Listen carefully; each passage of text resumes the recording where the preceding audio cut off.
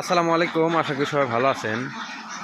তো আজকে মূলত 2025 সাল জানুয়ারি মাসের আজকে 2 তারিখ।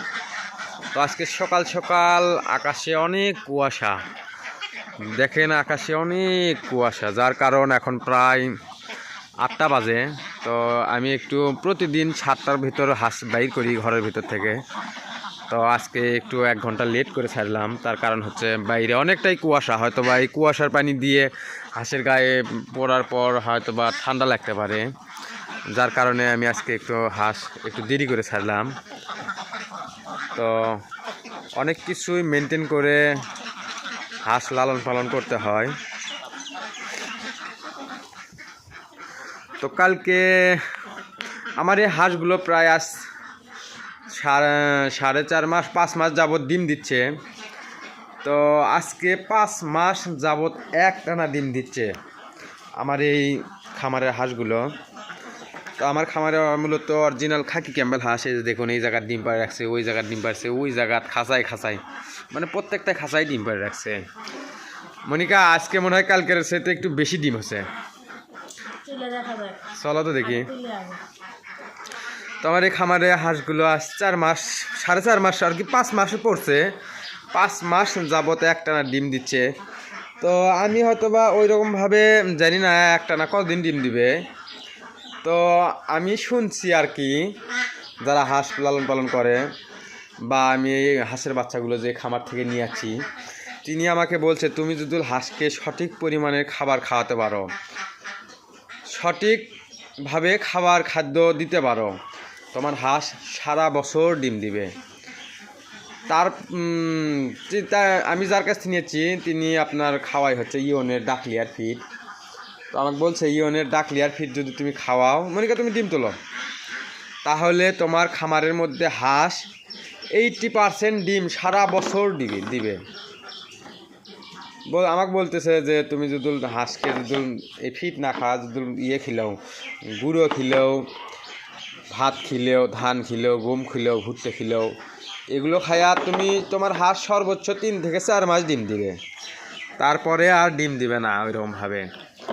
মানে এই হাঁসের পেটের ভিতর অনেক ডিম আছে। এই ডিমটা সঠিক খাদ্য যখনই পায় তখনই একটার পর একটা বড় হয়, একটার পর একটা বড় হয় আর সেল হয়। তো আপনারা যারা হাঁস বাড়িতে পালেন বা খামার করে হাঁস লালন পালন করতেছেন, তারা অবশ্যই হাঁসকে সঠিক সময়ে সঠিক খাদ্য ব্যবহার করবেন। আমরা কি ফিড খাওয়াই মনিকা? হ্যাঁ, ইওনের ডাকলিয়ার ফিড। আমরা এটা আজ কয় মাস হলে খেলেছি? 4 মাস।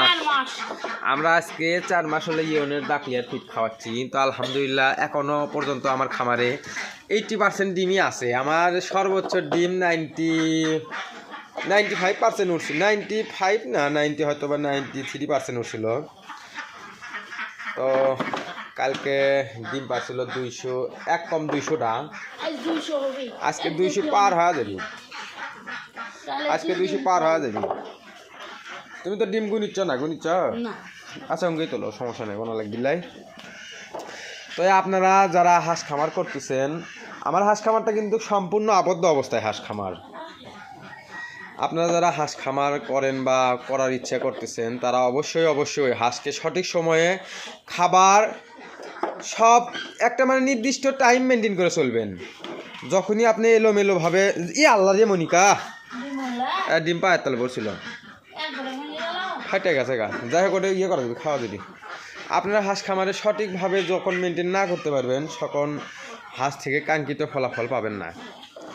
যার কারণ এটার প্রমাণ আমি নিজেই। আমি প্রথমে হাঁসক মানে বাজি খাবার খাওয়ানোর পরে ভালো একটা ডিমের প্রোডাকশন আসেনি। তো আমার এই খামারটা অনেকেই জানতে চাইছেন, খামারের হাঁসগুলোর বয়স কতদিন। আমার খামারের হাঁসগুলোর বয়স প্রায় 9 মাস প্লাস। আমি আমার এই হাঁসগুলো নিচ্ছি হচ্ছে যে আপনার মনিকা রোজার ঈদের সম্ভবত 10 দিন পর আমার, হ্যাঁ 10-12 দিন, রোজার ঈদের 10-12 দিন আর কি 15 দিন পর আমি হাঁসগুলো বাচ্চা নিয়েছিলাম, 1 দিনকার বাচ্চা। আমার যে গেলবার যে 800 হাঁসের খামার ছিল, ওই খামারের হাঁসগুলো পদারিদের ভিতর সবগুলো হাঁস মানে কলেরা হয়েছিল। সবগুলো ডিম 160টা হাঁসের মধ্যে প্রতিদিন 130 টাকা ডিম পাড়িছিল। চৈত্র মাসের শেষে বৈশাখ মাসের প্রথম প্রচণ্ড গরমের কারণে, গরম পানিতে থাকার কারণে হাঁসগুলোর কলেরা হয়েছিল। তা আমি যদি জানতাম যে গরম পানির ভিতরে হাঁস রাখলে হাঁসের কলেরা হয়, তাহলে হয়তো বা আমার ওই ভুলটা হলো না হয়নি। তো আপনারা যারা হাঁস লালন পালন করেন, হাঁসের খুবই কেয়ার করবেন। আজ 5 মাস যাবতে একটানা ডিম পাচ্ছি, তো আল্লাহ জানে আরও কতদিন ডিম দিবে আমাদেরকে। মানে আমি এটাই চিন্তা ভাবনা করি যে প্রতিদিন 8 পোয়ালেই ডিম, তাই না মনিকা? 8 পোয়ালেই ডিম। তোমার ডিম তুলতে কেঙ্কা লাগে? কষ্ট হয় না? প্রতিদিন আল্লাহর রহমতে ইনশাআল্লাহ 8 পোয়ালেই ডিম। তো আপনারা যারা হাঁস লালন পালন করতে চাচ্ছেন বা চান, অবশ্যই হাঁস পালন করতে পারবেন। হাঁস পালন খুবই লাভজনক ব্যবসা। মানে প্রতিদিন সকাল যে ডিম ওঠানোর যে একটা আনন্দ, এটা বলে বোঝানো যাবে না। মানে এই ডিমটা মার্কেটে নিয়ে যাওয়ার সাথে টাকা। তো আমরা অনেক কঠোর পরিশ্রম করার পর আজকে ইনশাআল্লাহ হাঁস খামারে এই পর্যন্ত আসতে পারছি। আজকে 200-র বেশি ডিম হবে। হাঁসগুলো খিদে লাগছে মনিকা, 8টা বাজে, দেখো না খাওয়ার জন্য গোলের মধ্যে আসছে, ঘরের ভিতরে আসছে। তাড়াতাড়ি ডিম তোলো। এই হাঁসক সঠিক সময়ে যদি খাবার না দাও, এদিক সেদিক করে খাবার দিলে পরের দিন ডিমের সমস্যা। ঘুমোর থেকে উঠতে 7:30 বাজে। আজকে একটু কুয়াশা বেশি, না তোলো কুয়াশা বেশি, তার ভিতর ঠান্ডাও বেশি। দেখো তো, এটা একটা ডিম ফাটা আছে। এটা গুণ তো, এটা কটা হয়? ওটি সম্ভবত 160টার মতন হবে।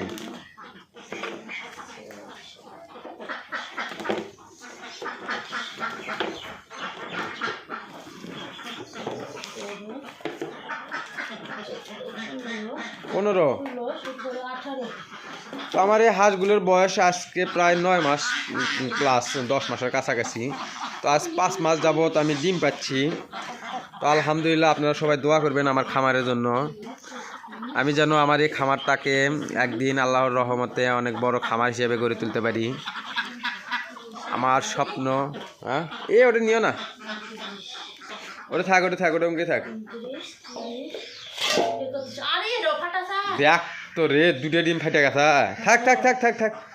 থাক ওড়িশা দাও, পরে ইয়ে করে নিয়ে যায়নি। এটা আমি করছি, এটা ভ্যান ফাটছে। যাক, ওটা হয়তো বা বেচার রিজেকে নাই। সব ডিম বেছে ফেলে দাও, খাবা কি?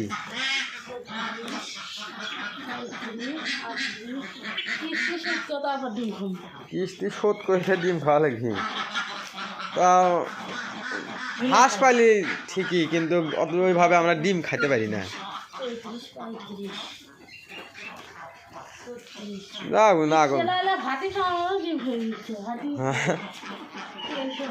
টেনশনে ভাতই খাবার মন যায় না।